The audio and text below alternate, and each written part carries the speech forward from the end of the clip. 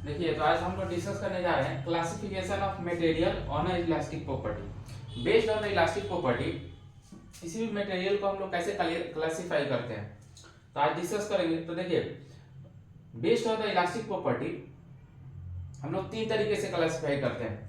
पहला जो टाइप्स है वो है डक्टाइल मटेरियल, दूसरा है ब्रिटल मटेरियल और तीसरा है इलास्टोमर्स। तीनों को एक एक करके हम लोग डिस्कस करेंगे। तो देखिए, डक्टाइल मटेरियल क्या होता है। हम जानते हैं कोई भी सॉलिड बॉडी पे हम स्ट्रेस लगाते हैं तो क्या करता है, वो स्ट्रेच होता है या कंप्रेस होता है, और जैसे ही स्ट्रेस हटाते हैं तो क्या होता है, अपने ओरिजिनल शेप को रिगेन कर लेता है। यहाँ देखिए, जो स्ट्रेस और स्ट्रेन का जो कर्व है उससे हम लोग समझने की कोशिश करेंगे और इसके सहारे हम एक्सप्लेन करेंगे इस तीनों क्लास को। तो पहला है डक्टाइल मटेरियल। तो डक्टाइल मटेरियल में क्या होता है, यहाँ से यहाँ तक देखिए, यहाँ से यहाँ तक जो सॉलिड बॉडी है वो तो हुक्स लॉ को फॉलो करती है, स्ट्रेट लाइन कर्व होता है स्ट्रेस और स्ट्रेन का। लेकिन जैसे ही ए से हम स्ट्रेस को बढ़ाते हैं तो स्ट्रेस को थोड़ा ही बढ़ाते हैं और स्ट्रेन ज्यादा बढ़ता है। नहीं, कहते हैं कि ए से बी तक का जो रेंज है उसमें ये हुक्स लॉ को फॉलो नहीं करता है, लेकिन अपने इलास्टिक प्रॉपर्टी को ये लॉस नहीं करता है। इस रेंज में यहां तक जो बी तक है ये इलास्टिक प्रॉपर्टी को लॉस नहीं करता है। जब बी से सी के तरफ जाते हैं तो बी से सी के तरफ जाते हैं, स्ट्रेस बढ़ाते हैं, स्ट्रेन बढ़ता है, तो यहाँ ये बी पॉइंट पे क्या करता है, अपने इलास्टिक प्रॉपर्टी को खो देता है। और इसके बाद अगर यहाँ से मान लीजिए बी पॉइंट के बाद कहीं भी हम स्ट्रेस हटाते हैं सॉलिड बॉडी से, सपोज कीजिए, एग्जांपल लीजिए, यहाँ देखिए,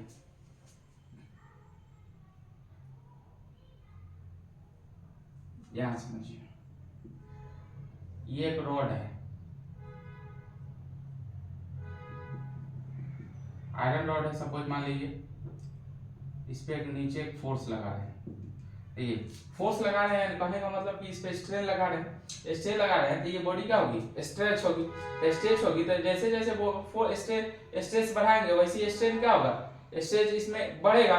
और बढ़ेगा कहाँ तक बढ़ेगा, पॉइंट ए तक। पॉइंट ए के बाद जैसे जैसे यहाँ स्ट्रेस बढ़ाएंगे यानी फोर्स इंक्रीज करेंगे तो पॉइंट ए से बी तक क्या होगा, ये हुक्स लॉ को फॉलो नहीं करेगा, लेकिन इलास्टिक प्रॉपर्टी होगा, ए से बी तक के किसी रेंज में अगर ये फोर्स को हटाते हैं तो ये बॉडी क्या होगी, अपने ओरिजिनल शेप को रिगेन कर लेगी। लेकिन बी से सी वाले रेंज में बी के बाद कहीं भी अगर इस फोर्स को हटाएंगे, जैसे जैसे बढ़ाते लेगा बी के बाद लेगा फोर्स को हटाएंगे तो ये क्या करेगी, ओरिजिनल शेप को रिगेन नहीं करेगी और हुक्स लॉ को भी फॉलो नहीं करेगी।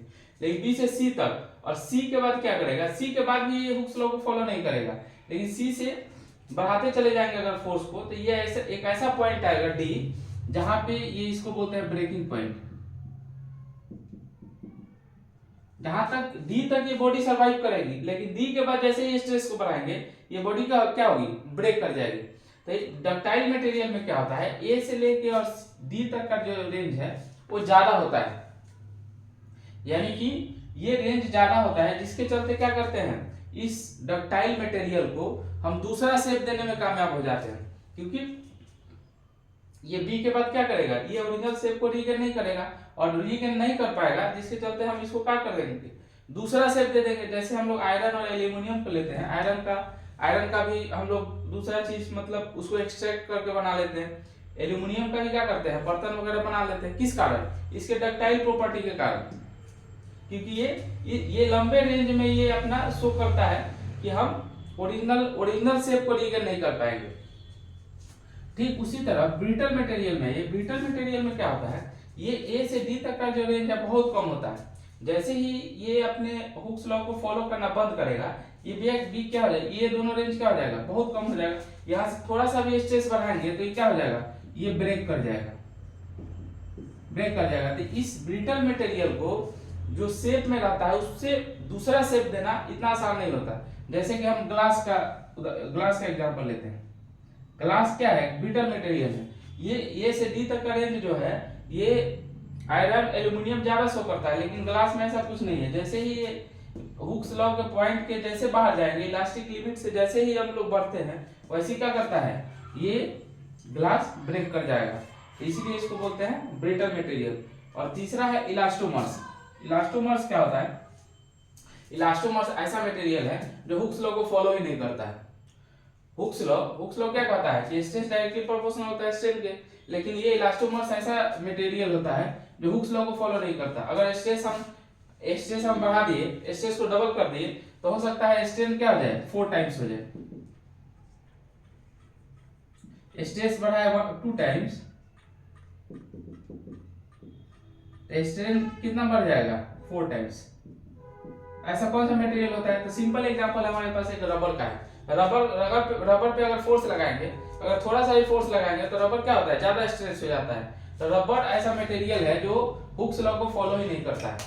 तो देखिए, based on the elastic property हमने तीनों क्लास को एक्सप्लेन किया। पहला क्या था, डक्टाइल मटेरियल। डक्टाइल मटेरियल में क्या था, ए से डी तक का रेंज ज्यादा था, जिसके कारण ऐसे मटेरियल को हमको क्या करना है, रीशेप करना, मतलब दूसरा शेप देना ज्यादा आसान होता है। उसमें एग्जांपल पे आयरन हो गया, एल्यूमिनियम हो गया। हम जानते हैं आयरन और एल्यूमिनियम से बहुत सारी चीजों को बना सकते हैं, जस्ट बिकॉज ऑफ क्या, इस डक्टाइल प्रॉपर्टी के कारण। ब्रिटल मटेरियल में ये से डी तक का रेंज बहुत छोटा होता है। जैसे ही ये इलास्टिक लिमिट से थोड़ा सा आगे बढ़ते हैं, ये क्या होता है, ब्रेक कर जाता है। इसमें एग्जांपल लिए ग्लास का इलास्टिक लिमिट से जैसे ही थोड़ा सा बढ़ाएंगे, ग्लास का क्या हो जाएगा, ब्रेक कर जाएगा। और इलास्टोमर्स वैसे मटेरियल को बोलते हैं जो हुक्स लॉ को फॉलो नहीं करता, यानी कि स्ट्रेस बढ़ाएं 2 टाइम्स और स्ट्रेन बढ़ गया 4 टाइम्स 5 टाइम्स। जैसे हमें रबर को ले लेते हैं, रबर क्या करता है, रबर स्ट्रेस हुक्स लॉ को फॉलो नहीं करता है। तो ये 3 तरह का हम लोग मटेरियल पढ़ लिए, यानी कि इलास्टिक प्रॉपर्टी पे बेस्ड ये तीनों टाइप्स हम लोग एक्सप्लेन कर दिए। अब मटेरियल का कुछ प्रॉपर्टी हम लोग डिस्कस करेंगे।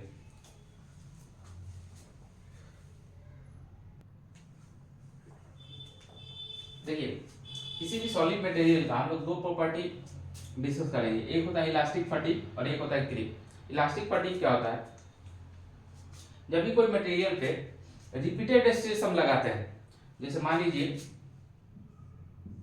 ये कोई बॉडी है, ये फोर्स नीचे लगा रहे हैं यानी कि स्ट्रेस लगा रहे हैं, तो क्या रिपीटेड लगाएंगे, जैसे फोर्स ये कंटिन्यू नहीं रहेगा। मान लीजिए हमने 10 मिनट्स के लिए लगाया, फिर फोर्स को हटा दिया, फिर 10 मिनट्स के लगाया, फिर फोर्स को हटा दिया।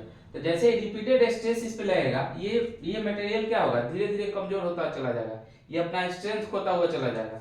और एक समय ऐसा आएगा कि ये उसी फोर्स पे ये मटेरियल क्या हो जाएगा, ब्रेक कर जाएगा।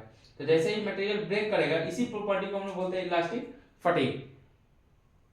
जो भी एयरक्राफ्ट में हम जो पार्ट्स देखते हैं, उसमें पार्ट्स फेलियर का सबसे बड़ा कारण क्या होता है, इलास्टिक फटीग होता है कि रिपीटेड स्ट्रेस उस पे लगाते हैं और एक समय ऐसा आता है कि उस स्ट्रेस को भी, उस मिनिमम स्ट्रेस को भी इस बॉडी को झेलना मुश्किल हो जाता है, इसलिए क्या करता है, ये ब्रेक कर जाता है। इसी प्रॉपर्टी को बोलते हैं इलास्टिक फटीग। अब चलते हैं क्रीप। क्रीप क्या होता है, यहाँ हम लोग रिपीटेड स्ट्रेस लगाते हैं, और क्रीप क्या होता है, किसी भी बॉडी पे, मान लीजिए यही बॉडी है और लंबे समय तक एक स्ट्रेस लगा रहे हैं, ये कंटिन्यूअस स्ट्रेस इस पे लग रहा है, ऐसा नहीं कि ये फोर्स स्ट्रेस लगाए और यहाँ से हटा लिए, ये लंबे समय तक लगा हुआ है। तो इसमें भी क्या होगा, धीरे धीरे ये बॉडी क्या होगा, अपना स्ट्रेस खोता हुआ चला जाएगा, और एक समय ऐसा आएगा कि ये बॉडी क्या हो जाएगी, ब्रेक कर जाएगी। तो जो भी मैकेनिकल पार्ट्स हम जो व्हीकल में देखते हैं, उसमें उसका ब्रेक करने का सबसे बड़ा कारण क्या है, या तो इलास्टिक फटीग है या क्रीप है। क्योंकि एक या तो रिपीटेड हम स्ट्रेस उस पे दे रहे हैं तब उसका स्ट्रेंथ कम हो रहा है, या कंटिन्यूअस स्ट्रेस उस पे लगा रहे हैं इससे उसका स्ट्रेंथ कम हो रहा है। और एक समय ऐसा आता है जब वो मटेरियल या वो जो पार्ट होता है व्हीकल का, वो क्या हो जाता है, ब्रेक कर जाता है। तो यही है इलास्टिक फटीग और दूसरा है क्रीप।